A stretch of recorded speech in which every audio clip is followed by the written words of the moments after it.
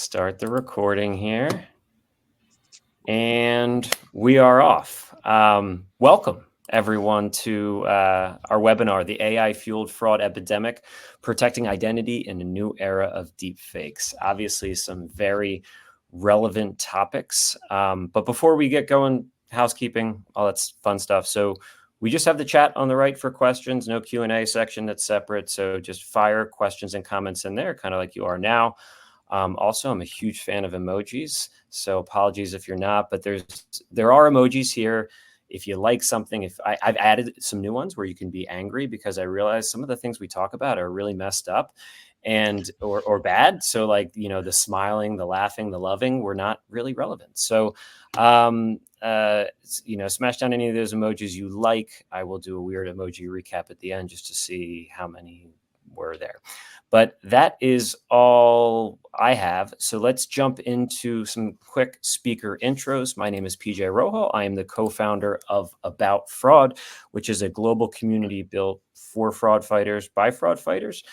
Been at this since 2017, but only full-time the last couple of years, and just following a passion project that has turned into an entrepreneurial business.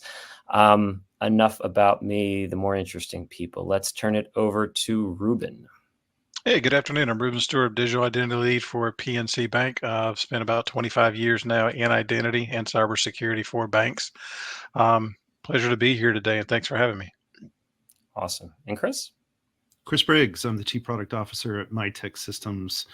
I've been in and around identity and fraud for the last 15, 20 years as well. Lots of interesting observations, and pleasure to be here for me as well. I'm excited about the opportunity to spend some time with you, PJ, and also with Ruben to talk about what we're seeing in the market. Fantastic. Brief intros, we can get to the good stuff. So we thought it would be helpful to define generative AI and the fraud and challenges around it before we just kind of jump right in. So Chris, over to you first to kind of level set on what generative AI is and the types of fraud attacks that can be fueled by generative AI. Yeah, so it's a good point, PJ. When a lot of people talk about GenAI, there's a lot that typically gets funneled into this big bad topic.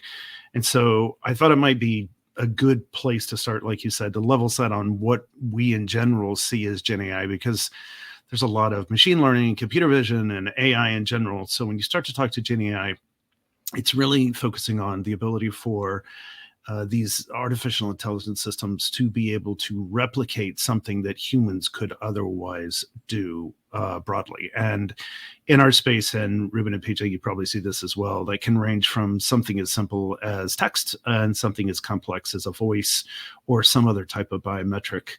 And in both cases, what we're seeing is how these are advancing.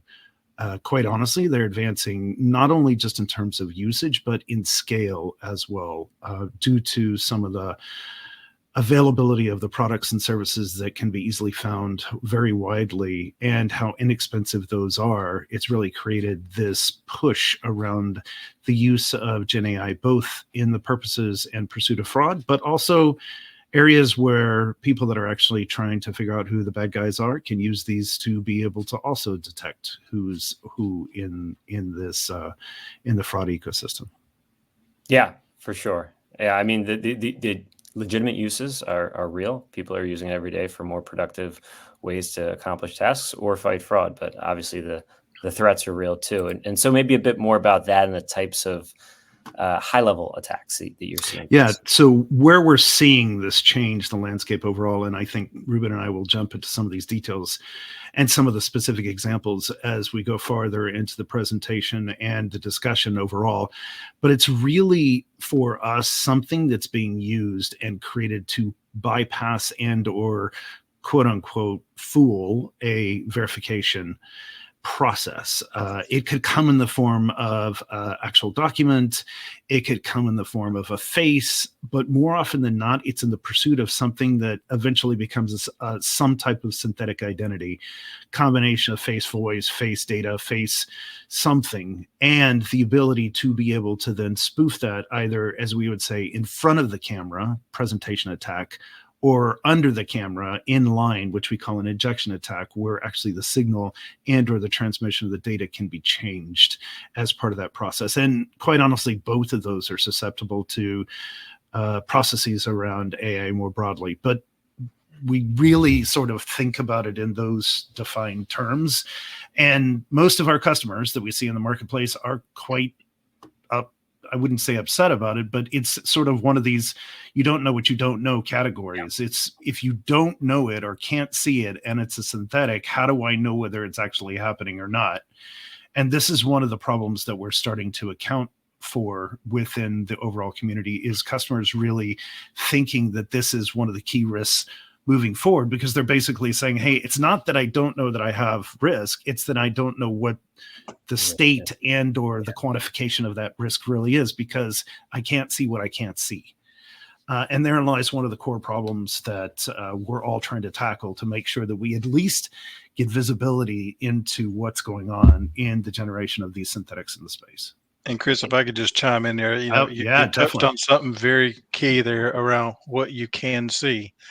In the world of Gen AI, you can't trust what you see, right? You've got to do really that multi-layered approach. Trust nothing, trust but verify everything. And if you don't think Gen AI is impacting, or you've seen it, you just don't know where to look, right? Because the fraudsters are out there. They are using this technology in ways we haven't thought about before, right? And yes, there is thousands of very beneficial use cases for Gen AI, and we can all think of ways how it can help us make our jobs smoother, more efficient, more productive, give better results, and all these things. But the fraudsters are also thinking of these things. Why? Because they're highly motivated. That's where the money's at, right? How do I get the money out? What can I do?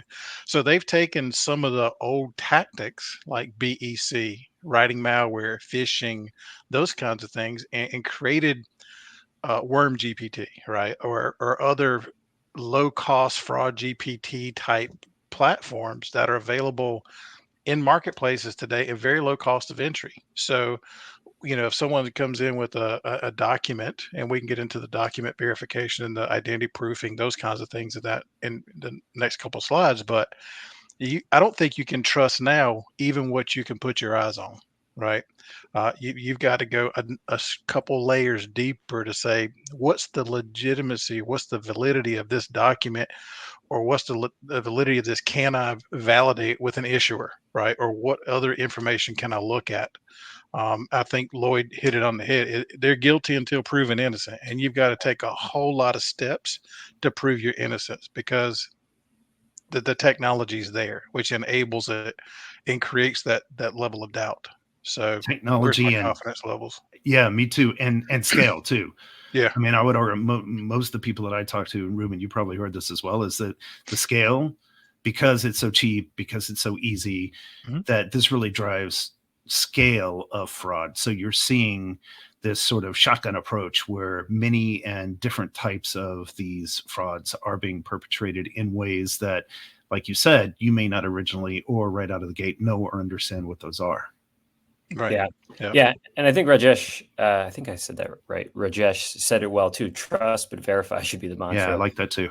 For financial institutions. So I think what's interesting here is, especially having you on, Ruben, is the kind of demystifying the risk. Of course, it's out there, but you don't know what you don't know, as you mentioned, Chris. So Ruben, from your experiences, looking across different financial institutions, I guess what specifically are you seeing as some of the top threats? And as I ask you that, I am going to move over to, there was a slide in here of you doing your boxing photo, but eliminate that. I don't know where that went. So you can just answer my question then. My butterbean impression. So there's not one specific front where we're seeing impacts of Gen AI in financials, right? It's multifaceted. If you think about digital online account opening, that identity proofing and validation, a lot of financials, they'll look at the information, name, address, social, that kind of data. Does that match what other known records are? and that gives you, okay, well, I've got that checkbox. Let's move down to the next piece, and we're orchestrating that journey, pulling in all these different risk signals. But think about the number of data breaches where good PII data, that name data set match, has been made available, right, to the fraudsters. So they come in with that information, and they'll create like a synthetic identity, or there's your picture. All right, got it. So they'll create either a synthetic, or they'll use the good PII data. And because there's some risk signals or attributes, could be IP, could be geolocation, could be some behavior.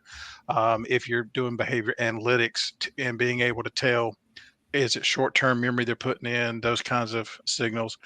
But they'll create a Gen AI driver's license, right? Using Gen AI, they can have the templates, the fonts, they can put any picture on there. And they're probably going to put the picture of whomever is behind that keyboard, because why? They can pass the liveness test, right?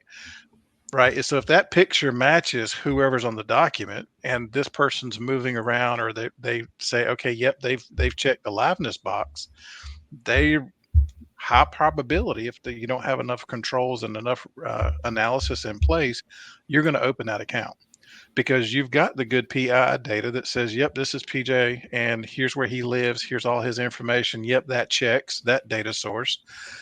Then you look at the other risk signals. Okay, the phone, the email, the browsers, the device, all that checks. No risk signals there. You do a step up if you go that route, and you say, okay, I've got this driver's license. Okay, yep, that checks. And the person on the driver's license is pictured in the person liveness. So there's those types of things. If they even don't do that, then they try to do injection attacks, right? So they'll take an image, and when banks or finance try to say, okay, we're going to invoke this particular image capture, they may actually use an injection attack to send the image back to that vendor or that provider, right? And then not actually do a liveness. So there's all kinds of things that this is being used for right now. You're also seeing there's some instances where a good example was there was a Hong Kong bank that had a massive fraud where Gen AI was used. They lost a little over $20 million last year, right? And I think a lot of people on the phone may be familiar with it, but if you're not, perpetrators or fraudsters used Gen AI to look like an executive. They basically did a layover of an executive from a bank. They did a video call. They had the voice and the likeness. They called into the executive headquarters, said, hey, we need you guys to do this wire, blah, blah, blah. It was successful. The wire went out and $20 million was gone. They used a Zoom or Teams type meeting platform where they used AI to generate a likeness and voice of this person. So you think about, again, and that's why I say those things that we think we see that we can trust. I look at this screen and I see what I think is PJ, but do I know that's really PJ? Right? I can't tell you how many identities come in where they may use an image of Keanu Reeves or Tom Cruise or anything just to see what they can get by. They're going to test all the financials resources. They're going to go through and map out what controls you have in place so that they know what's going to work where. And they communicate very well. There's these underground forums, whether it be on the dark web. Sometimes they're not even using dark web. They're using the regular internet through Telegram or other types of forums where they're putting this information out. They're sharing it. These controls work at these financials. Here's how you can do this. They're going to monetize it. If you need assistance with this, let me know, right? Or we've got X number of these types of kits which work at these banks. So the key to that is, I mean, we've shared, like, here's some of the threat pieces you see in that, in how Gen AI has taken over digital identity with that identity proofing, the validation pieces of that. Then think about authentication, right? So you're coming in and you're trying to look at, well, they'll use the Gen AI for phishing. There's voice phishing, and they're doing that to mimic. We've heard of people setting up IVRs or those type of automated menus before to do outbound calls, spoofing numbers. They're now using Gen AI to do that because it's much cheaper. They can set those up. Text to speech is very cheap. They can customize the message very quickly.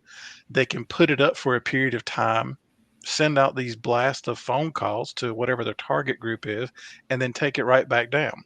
So by the time you go to try to do some type of response or to take it down, there's nothing for you to take down, right? It's gone. So then you're left. And these are, what we call intermittent attacks or blast attacks. They'll do it for a short period of time, get what they can out of it, and quite often they're successful with the phishing, the social engineering, and then those things are, we're trying to respond to it as quickly as possible and work with our vendors and partners. Just as the fraudsters work with each other, we have to work together as well as a financial unit to detect these in the fraud fighting communities. Yeah, I mean, so much good insight to unpack there and to be terrified of. But going like as a good segue is partnering with vendors, and more so, a lot of vendors have a unique view of seeing across many different companies and industries, frankly. So, Chris, maybe you can tell us a little bit more about what you guys are seeing. Yeah. So first of all, Ruben is spot on. The examples that he provided are really what we're starting to see in market across many customers.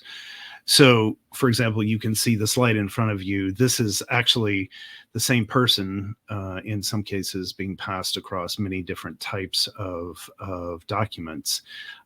This was a transaction that we were able to create by using AI. So you can see how AI is actually being used in very slight variations over time. But therein lies sort of the crux, I think, of what Ruben was talking about. And we can get into more of the details, but I think there's really three high-level trends. And this is, we used to rely on this idea of deterministic data to be able to be the end-all, be-all. Ruben at the beginning of the conversation said, don't believe what you see. The fact of the matter is that there's very, very little deterministic data that actually hasn't been spoofed somewhere and or hasn't been hacked somewhere.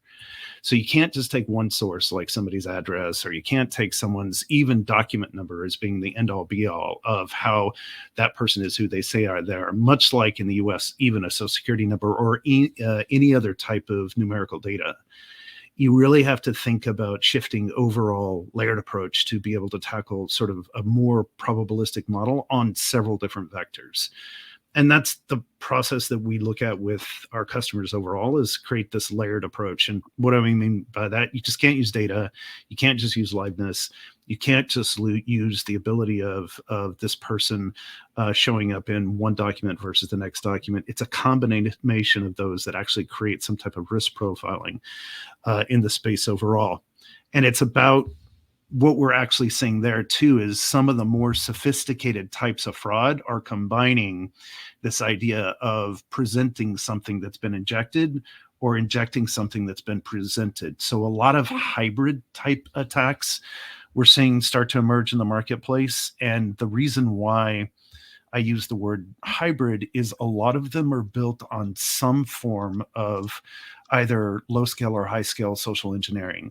A lot of you guys are familiar with types of fraud that we've seen in the marketplace, like recruiting fraud, where someone's applying for a job and using those credentials, then you're able to morph together a synthetic identity that more or less is true based on the applicant who is coming into a process, and they would pass many of the quote unquote identity checks.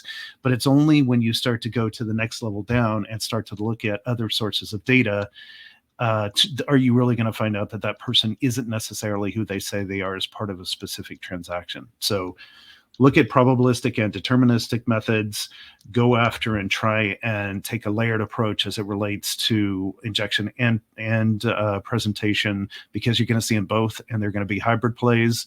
And then last but not least, a lot of this is built around, quite frankly, and unfortunately, legitimate use cases that are turned into fraudulent problems for banks and other organizations to use. And Ruben's probably had to deal with simple forms of this, like muling, for years now, where you just see lines of people going through and setting up accounts and passing credentials to other people. Technically, that is a valid transaction from a systems perspective, but we have to work with organizations like PNC and others to be able to help determine at the end of the day whether the risk associated it in totality, holistically, is really a problem for that transaction and for that individual as part of the transaction overall.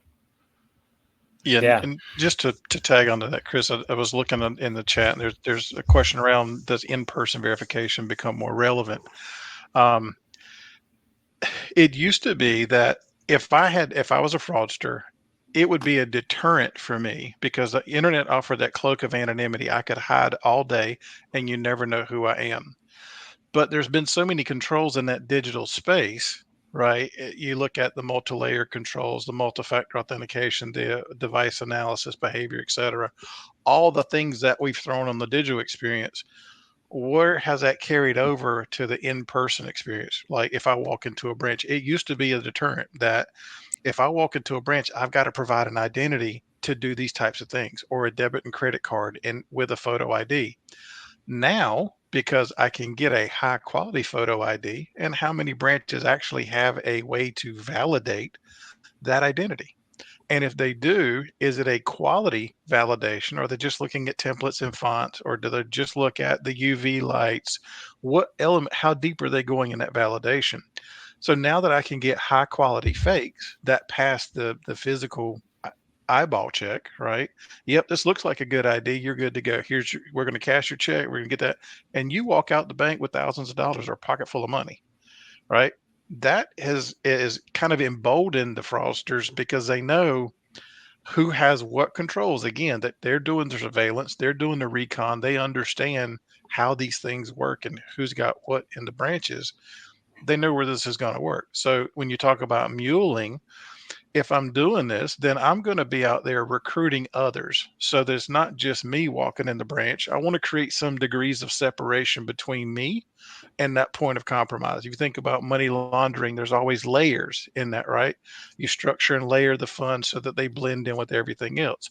You want to get degrees of separation from you as the fraudster or that point of compromise to how is it being monetized.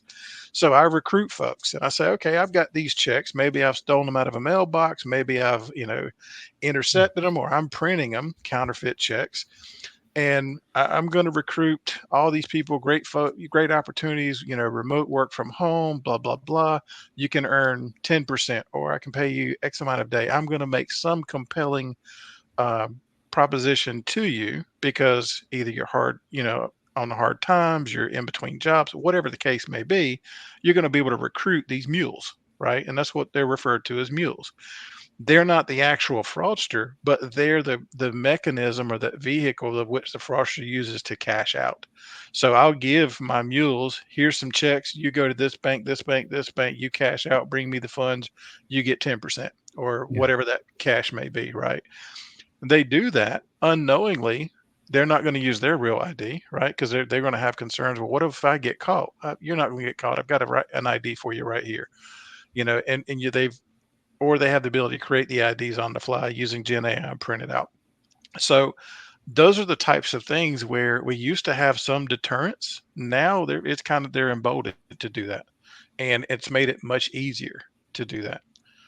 Yeah, Anything you want to add to that, Chris? I saw there was a couple things that had a light yeah, the bulb. bridge popping up on the side. Yeah, but the bridge between the physical and the digital elements is a hole. It's a port, basically, that the frauds are coming through in mass. We're seeing more and more of that, like you said. So you have to have symmetry between the two sides, because if you don't have a level of symmetry, then to your point, you'll create exposure points within different processes within a financial institution in particular, because you're trying to get the customer to come online, call center, branch, yada, yada, however they can come and meet you. But unless those are aligned around the way you're going through the checking, like you described, there's going to be a point of the lowest common denominator where it will slip right through.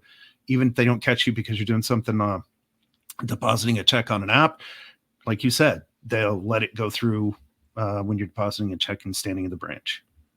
Yep. Yeah, I think you answered the in-person and the muling, I believe, for Kelly's question. Unless there's anything else you want to add on there. There's a few more slides here on the challenge, and then I want to get into what the heck we can do about it. Yeah. Yeah, no kidding. So in this one, which I know Ruben has seen in the past, what you're actually seeing is the development of different types of templates in the space. So what will happen is that you will have the AI actually allows you to be able to create and replicate using a single template multiple different types of identities and or documents. And you could use this with faces, you could use it with documents, you can use it technically with voices. So when we talk about the ability to be able to then templatize something that's real into something that is fake, this is just a physical example of how that occurs. As you could see in this one, there were all of these different variants that actually used the same underlying template across different transactions. In this case, it was a British driver's license that we were able to detect by going through the process of looking at specific individuals and things like backgrounds, analyzing some of the face patterns, looking at some of the vectors on the document itself.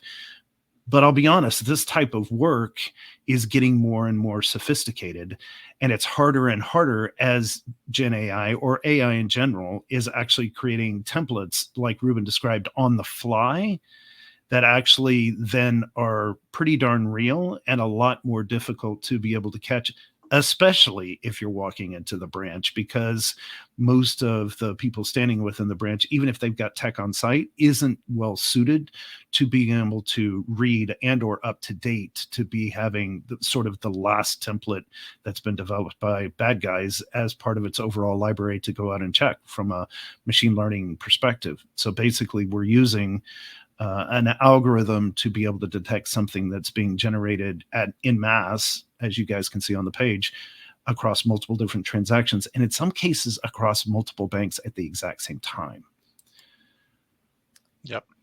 I think this is the last one here, Chris, before we get into fighting back against these. Is there any important points to draw out? It's the one that I pointed out a little bit earlier that we were talking about in this idea of hybrid is that what we're seeing is this idea of deepfakes are actually being created, and that those are injected into either, and I think someone said this in a chat, we're seeing it injected more and more, both from a photo perspective, as well as quite honestly from a video perspective, like you guys made a reference to earlier in the conversation. And it takes work in trying to be able to determine what's going on as part of that overall transaction and be able to set the markers through the transaction that say, hey, did it originate at a place where I trust? Did it end a place I trust? And in between, was it tampered with? Think of it sort of as a pipe, and you want to check not only whether the pipe is broken, in other words, does it have a leak? Is someone tapping it? But also, is the content, in the case of a pipe, say a water pipe, is the water that's flowing through the pipe actually real? Or is that also somehow tampered with as it relates to some kind of impurity, which is the way I sort of describe an injection attack. It's really water that's running through a pipe that has been tampered with, and that water has probably got a little bit of Kool-Aid or something in it. Yeah. And the chat is fantastic. I love this engagement. We could spend a lot of time getting into each of these details. So I'll try to come back to these in the Q&A section. Keep firing away. We have this last slide here.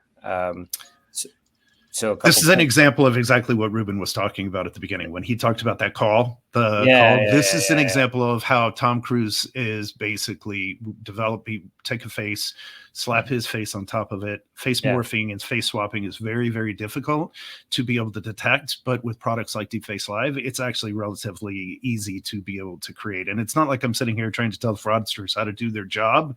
They already know these key elements. What I'm trying to say here is beware of these types of situations, because these are the ones that you're actually going to encounter, whether it's internal workforce. We've seen some workforce examples where people are saying who they are, who they're not, like getting a job very simply and not being the right person, or externally, you're having that conversation with a banker and they don't really know who you are at the end of the day, or that you are who you're not saying that you are at the end of the day. So it's pretty common. There are lots of tools in the space. Those tools are very inexpensive, like the one that we're looking at this page.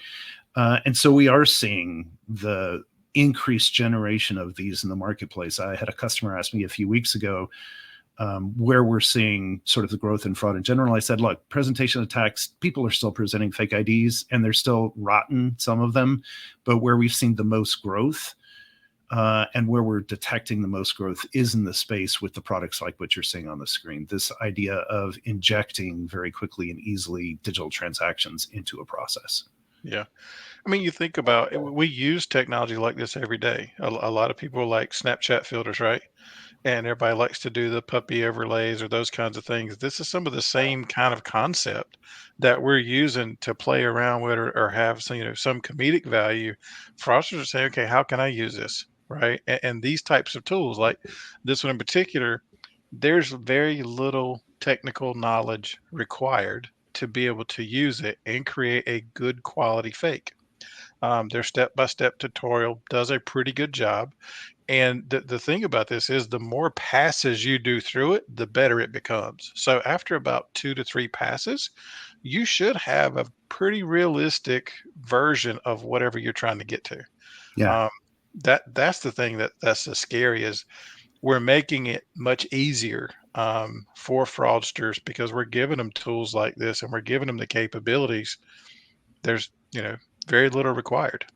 And often Yeah. they come in the form of kits, right? Yeah. So you'll have a kit to do this for X, for calling someone to do X. Or there was a question about smishing before and the texting before. There are kits for creating synthetic identities and then actually pushing out texts for around specific types of vertical markets. So there's one that came out in various publications that basically I know many people in the US are receiving, and this is you haven't paid your tolls. Yeah. And a lot of people are basically getting a kit-based AI-generated sort of series of directives. And then if you click on it, of course, the link is going to take you to something where they're going to scam you out of money. It's a very simple, but a decent example of how these things are becoming more and more sort of productized, if you'd call it.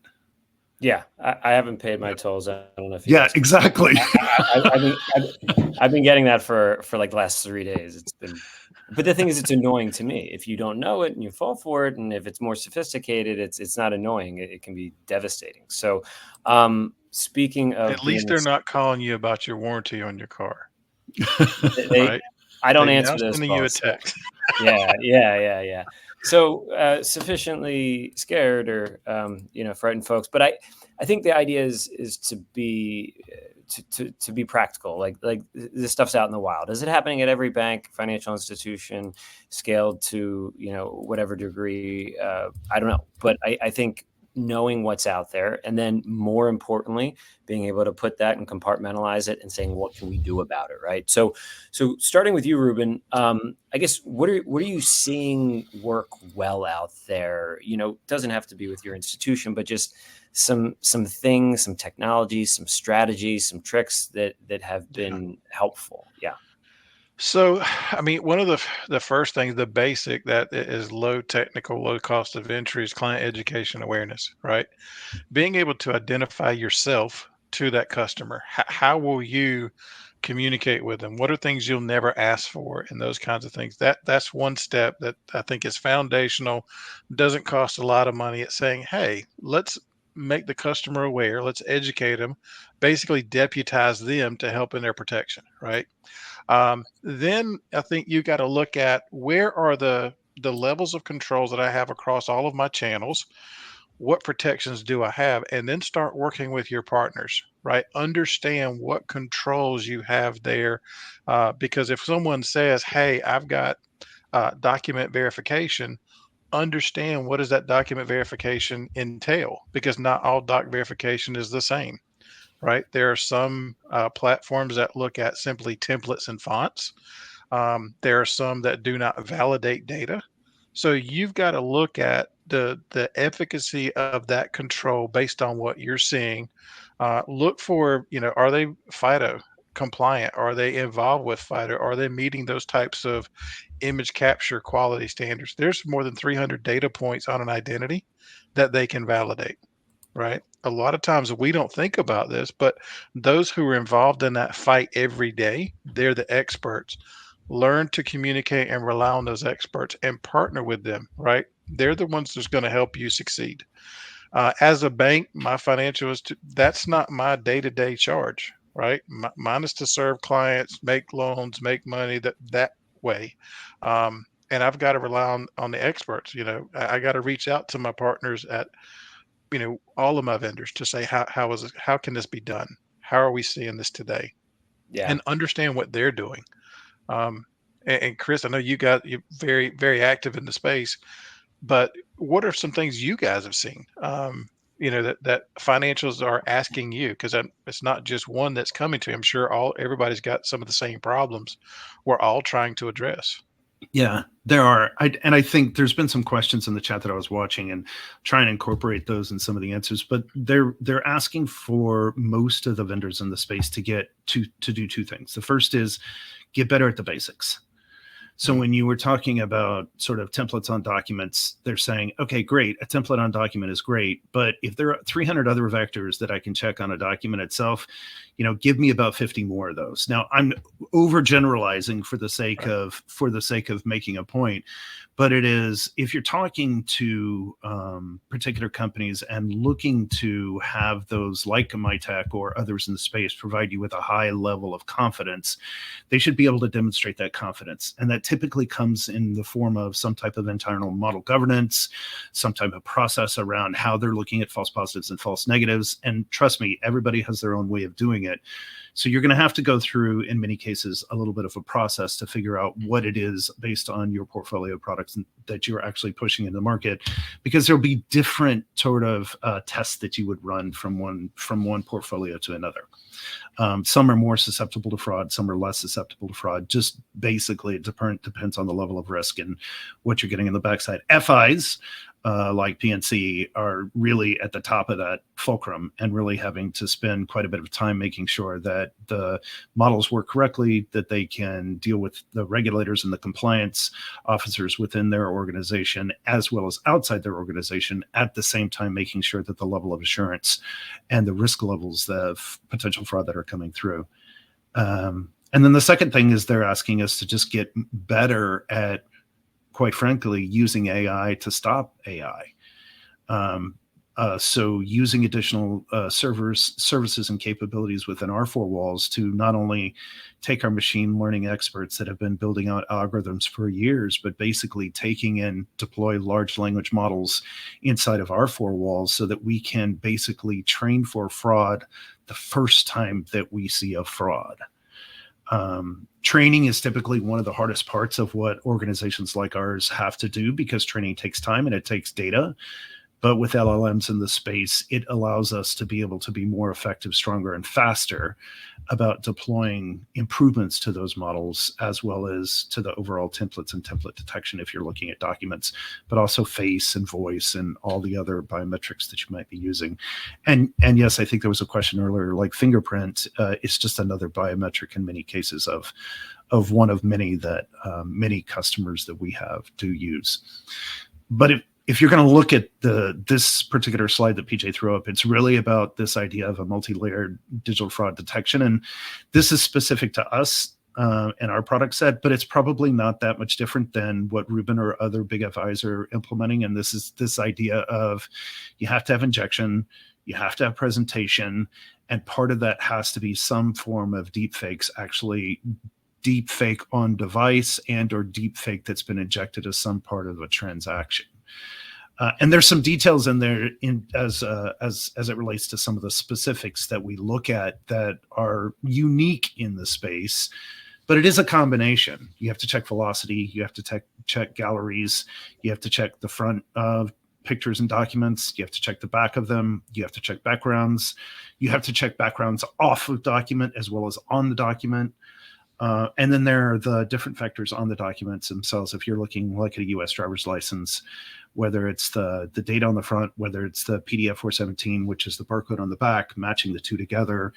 If you have a passport, you read the chip on the passport. One of the easiest things to do on a passport is to actually read the chip and match the data that's on the chip to the information that's on the document itself. That's considered pretty strong source data and very high accuracy in terms of doing matching, as well as having some type of end-to-end detection across when something is taken and when something is actually used.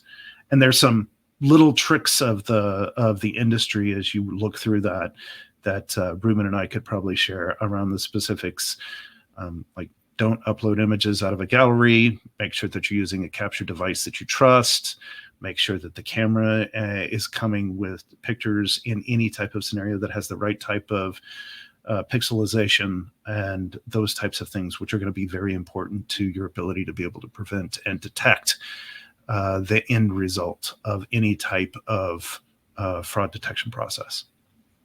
Yeah, I think you hit the nail on the head there, Chris. I mean, it is a multi-pronged approach, right? A multi-layered, and there's a lot of the providers that are using, as you mentioned, are they using AI, right? Because there's another use case where the providers, those vendors can use AI to age. Because there's some states that have no expiration on their driver's license, right? So you could have a picture from when you were 27 years old on your driver's license. You may now be in your mid 40s to early 50s, and you look different, but they can use their models and Gen AI age that particular photo. That is this really this person as we see now? So there's so many different use cases here, and I don't think we'd ever touch all of them, and so many different layers to peel back on what should you look for. I think what we're showing there is a great high level synopsis of these are the things you need to look for, and how deep do all of these go for all the and then features. how do they go together? Because I think if you flip to the next slide, it's just a quick visualization of how all of these elements, regardless of how you're procuring and stacking and who the vendors that you're using to provide specific core capabilities, you've got to integrate these together. Many of the times when we will talk to a customer, they'll have they'll basically have one channel that will have a specific type of source and or data that's integrated, and another that maybe doesn't leverage that and or is not cross-referenced across the two. So when we start to talk about pipelines and the using those pipelines across multiple use cases, we advocate creating pretty consistent use of data and integration of data. And it doesn't matter technically how you're procuring that service, but you make sure that when you use those services, you really wire them up and use them to cross-reference. I'm just going to jump in real quick to thank everyone again and say I'm super impressed at not just the engagement in the chat, but how many smart things are being said and educating one another in addition to Chris and Ruben. And they can field as much as they can while talking and reading the chat and doing everything. But all these folks jumping in and providing answers or adding different perspective, like that's what this is all about. I mean, we're digital, so we can only be so interactive. We're not in the same room, but this is fantastic, and it doesn't happen in all webinars, so I really appreciate it. I guess, Ruben, anything to follow up with kind of these building blocks that, I don't know if it's building blocks, but these vital components that you need to incorporate, anything to add on or to plus one on any of this? I mean, I think the best thing we can all do is continue to gain more education, right? Keep a pulse on what's going on, but also understand the use cases, where Gen AI can be used, how it can be used, partnering with the vendors to understand how are they using it, how can they help you with these types of capabilities. How is it that you know, are you going to be able to have an effective front put up, and what are you seeing? Know what you're getting in today, like in your identity proofing, your account opening. Take a look at some of those. If you start seeing anomalies, like and some of the things that has been seen in the industry before is you may have a rash of Texas driver's license or a particular state come in, but they have Ohio addresses or Illinois addresses. That should send up some red flags, right? So don't rely totally on the automation to do all the things.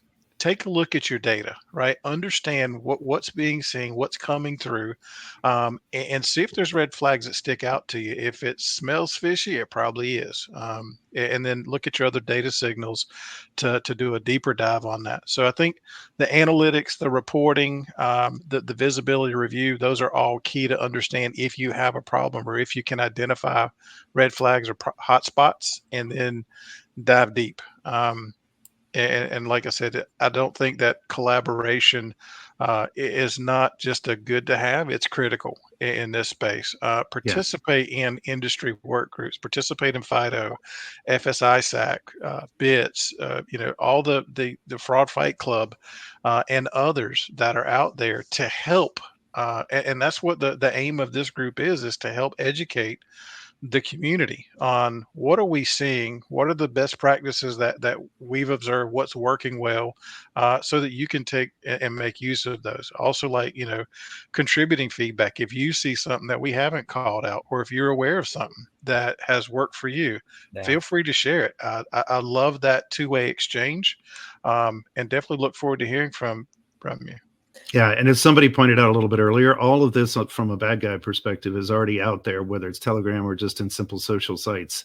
So there's no reason why we shouldn't use the power for good as well and share some of the information around how we're seeing how to tackle these things amongst ourselves. Absolutely.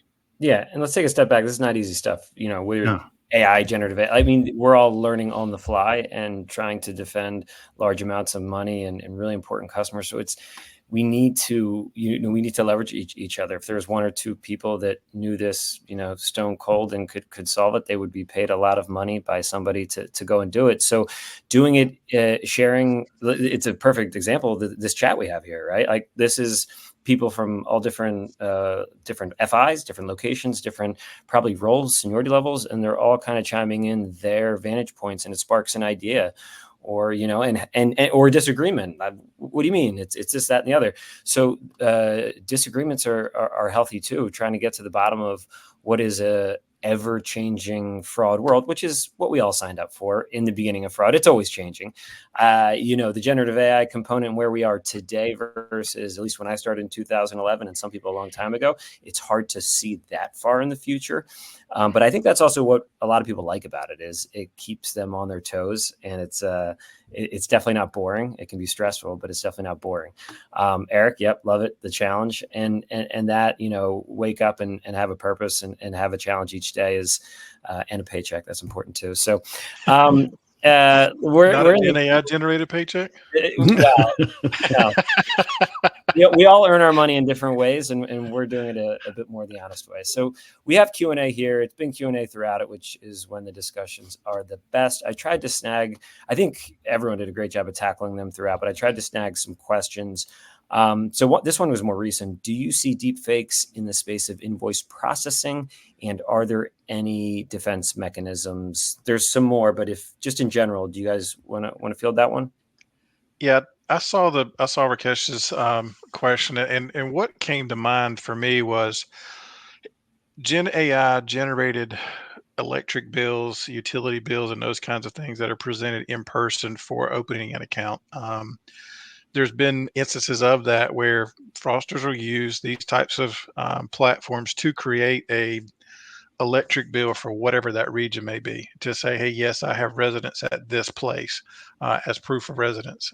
They've used it in other places. So if they're doing that, it leads me to believe it's not that hard to create an invoice. When you say invoice processing, um, there's some tools that I'm aware of. There's some startups out there that are um, they're good at detecting generated documents such as that. I have personally not put hands on them, and I can't vet to them, but I think there's definitely some capabilities in that space. I don't know, Chris, maybe you guys, Yeah. you're much more familiar in that area, but So we do see that, like proof of address is a good example, but there's so many variants of them. And quite frankly, someone could take it and print it on their own printer at home. And then by definition, you could go to the bank and say, oh, but by definition, it's a fake because it's a printed copy and it's not printed in color or something like that. So they're really hard from a detection capability. Most of what we're seeing in this space is AI being used to somehow validate the information that's actually on that. So many of the customers are saying, hey, does it have a valid customer number? And yes, I can do a source check if the vendor allows me to be able to source check, but is it in the right format? Because I've seen 5 of these from XYZ energy company, and I know that it's 1, 2, 3, 4, 5, 6, A, B, C, D, E. So you're seeing a lot of the work being done around detecting that. The other thing is we're seeing some of the vendors in this space are actually detecting based on content that's in it.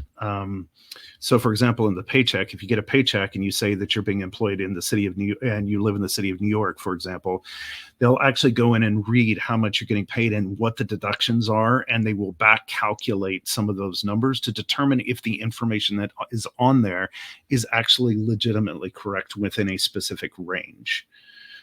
So those are 2 of the areas where A, we're starting to see it, and B, you're starting to see, like you said, Ruben, some of the startups both check the content as well as check some of the formatting and things like that. And it is, and synthetic information like this is, and more like you said, very, very hard to how to detect. Yep. So there was a question earlier on. It said, do you feel tackling digital or in-person first would deter AI deepfakes? Do we have some industry data around where we're seeing the most ID fraud? I thought that was interesting. I think you have to tackle both, because it's just like, water's going to flow to the lowest point, right? And if you block on digital, they're going to walk in your branches and walk out. If you flow on the branch side, they're going to attack so you've got to do it in tandem. And if you look at a lot of these capabilities are really an omnichannel type solution. So if you deploy it once, you've got many use cases where it can be used to help you do that. So I would say look at a multi-pronged approach. If you have to advance one more than the other, I think in the digital side, you probably it's likely to believe you've got layered controls there already. On the in-person side, there's much less controls. I'll just leave it there. You know what your environments are and where your risks lie. You can tackle where your gaps may be. I agree 100%, Ruben. During and after COVID, everybody said, oh, everybody's going to go digital and it's all going to be about digital. But what we now know, after having had some experience in the space over the course of the last few years, is digital and physical is here to stay. Like, we've got MDLs and we've got physical driver's licenses. And when you look at the adoption of MDLs, yes, it's increasing, but people are still going to have plastic for a long period of time. Likewise, most organizations are still going to have some type of physical representation as well as a digital channel to be able to supplement that physical in-branch experience. And the truth of the matter is that you have to substitute both. And the risk right now is probably just as high physical as it is digital, for the simple reason that your defenses are lower there. Great. We are closing in on 5 minutes left, and we have a few more slides here. So I think the important message here is you can reach these people outside of this webinar and ask questions. They're very approachable people. So LinkedIn is my go-to. I think Kim even dropped both LinkedIn's into the chat. You can reach out to Mitek. I wouldn't just randomly call PNC. That probably won't go well. But you can reach out to these guys and